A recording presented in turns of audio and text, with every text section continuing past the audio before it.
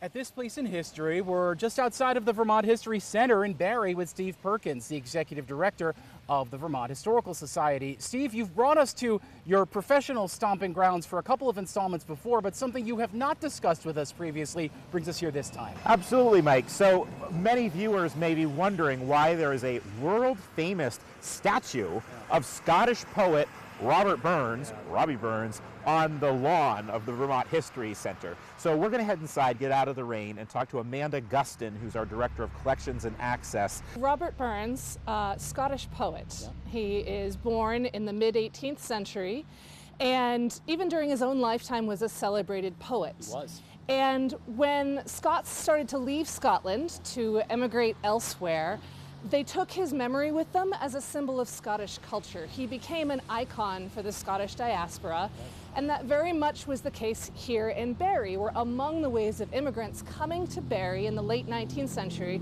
were quite a lot people from Scotland. And we can see the desire to commemorate Scotland and the Scottish diaspora on Vermont's landscape in other ways too. Caledonia County. Caledonia, of course, being Scotland.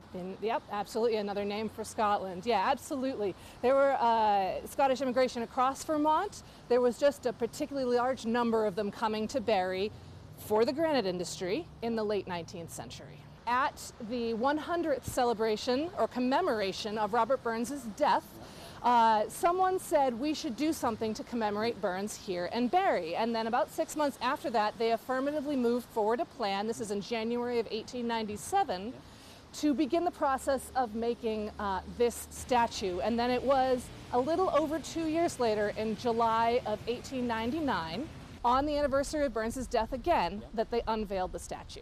The actual execution, the actual sculpting and carving of the statue in Barre granite was done by two local Italian sculptors.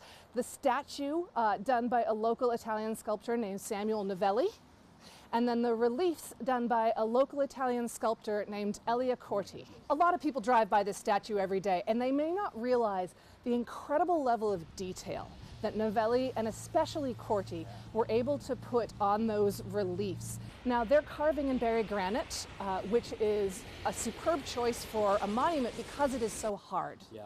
And that does make it more difficult to work with, and it makes it more difficult to achieve the level of careful, close, fine detail that Elia Corti managed on those reliefs. So almost immediately, people were in awe of the work he had done, and in the years since, people have only appreciated it more and more. They had to chisel it all by hand. Yeah, more or less. We're sort of pre-truly pneumatic tools here. So this must have been a very slow, very careful. I mean, imagine one small misstep, one leaf knocked off, and that's it.